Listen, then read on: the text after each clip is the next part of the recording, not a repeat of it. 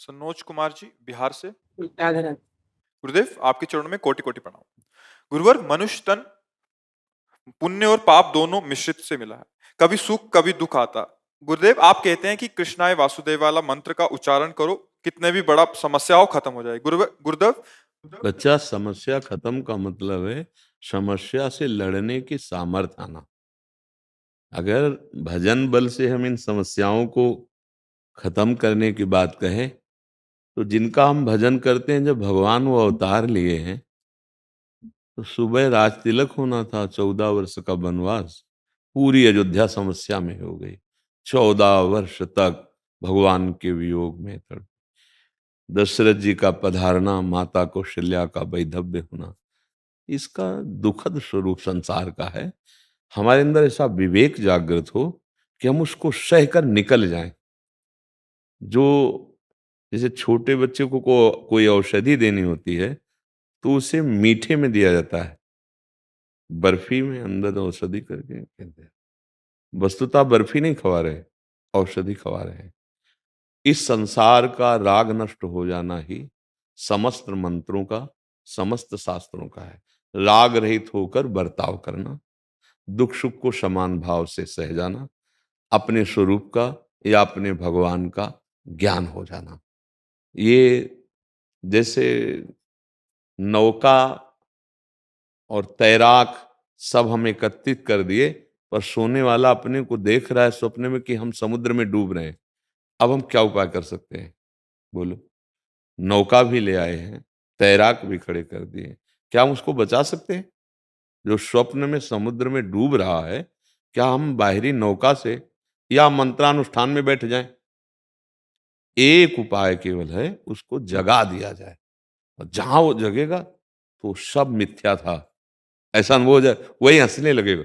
एक बूंद पानी नहीं, हम समुद्र में डूब रहे थे। बिल्कुल जैसा स्वप्न है ना, ठीक वैसा जागृत है। उमा कहूं मैं अनुभव अपना, भगवान शिव का अनुभव तो नहीं झूठा होगा ना। उमा कहूं मैं अनुभव अपना, सत हरि भजन जगत सब सपना। ये जब तक हमें ज्ञान नहीं होगा तब तक ये दुख सुख शरीर को भासते रहेंगे। और हमें लगेगा कि हमारा दुख तो नहीं गया, तो कृष्णाय वासुदेव का फल कहाँ मिला। ऐसा लगेगा ना कि कृष्णाय वासुदेवाय हरे परमात्मने प्रणत क्लेश नाशाय। क्लेश क्या है क्लेश क्या? ये आगंतुक दुख क्लेश थोड़ी है। माना हुआ ज्ञान जो हमारा है, मूल वो क्लेश है। अज्ञान नष्ट हो जाए और अगर ज्ञान का प्रकाश हो जाए तो दुख नाम की कोई चीज नहीं है। और जिनका प्रश्न ये था कि आपकी कृपा से राधा नाम अभी जपने को हो रहा है, जी। तो मतलब दुख आने पे राधा नाम जप करें या कृष्णाय वासुदेव जप करें, इसके आगे ये भी प्रश्न है। हमारा मतलब अगर आगे का अगर आप प्रश्न ना करो तो उत्तर उसी में समाया हुआ है। हमारा तात्पर्य है संपूर्ण क्लेश का नाश। और क्लेश देने वाला कौन है? अज्ञान। जैसे स्वप्न में ना कोई मित्र होता है, ना शत्रु होता है, ना कोई सामग्री होती है, कुछ नहीं होता। लेकिन क्या आपको असत्य लगता है, झूठा लगता है जब आप स्वप्न में होते हैं?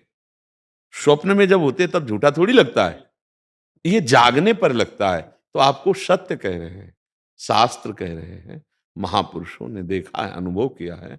इस शरीर से हमारी प्रियता हो गई। जैसे स्वाप्निक शरीर था ना स्वप्न में, स्वप्न में भी तो आप थे। ये शरीर तो सैया में पड़ा था, तो कष्ट किसको हो रहा था? अगर शरीर को कष्ट हो रहा था तो खरोंच भी नहीं जागृत के बाद, एक बूंद पानी भी नहीं। तो वहां जो स्वाप्निक शरीर था, जो मन ने स्वाप्निक शरीर की रचना की थी, उसमें चाकू मारी गई, पीड़ा हो रही, क्या क्या मतलब।